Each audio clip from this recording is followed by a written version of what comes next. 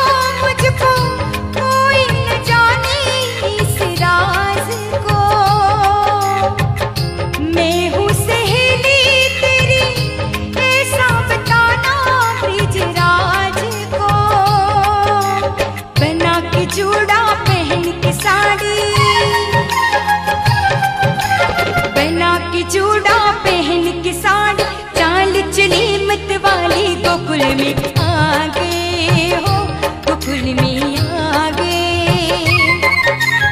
एक दिन वो बोले भंडारी बनकर ब्रिज किनारे, गोकुल में आ गए हो, गोकुल में आ गए।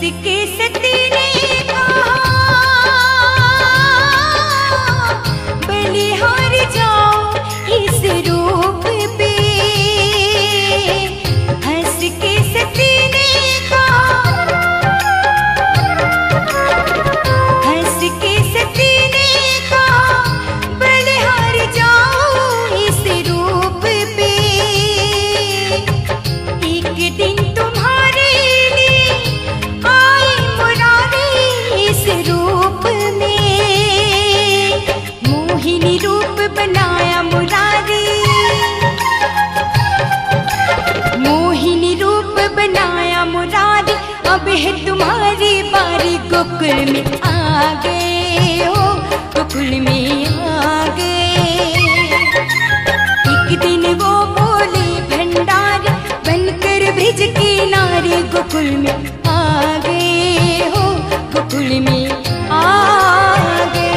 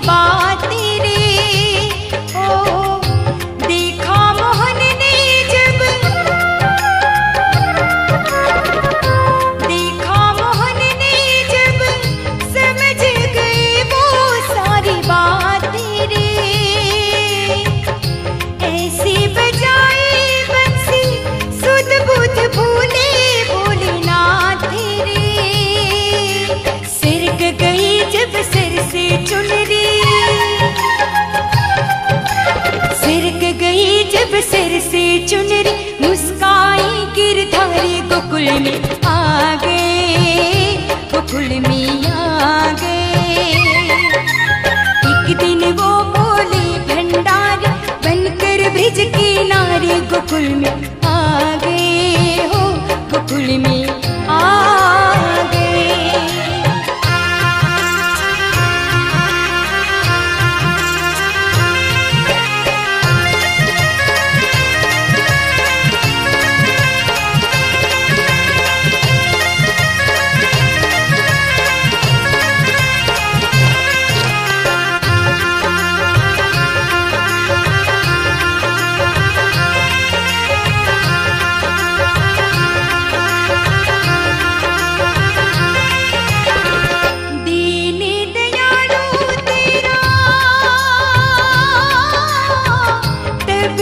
गोपेश्वर हुआ नाम रे, दीनी दयालु तेरा, दीनी दयालु तेरा, तब से गोपेश्वर हुआ नाम रे। ओ भोले बाबा तेरा वृंदावन में बना धाम रे।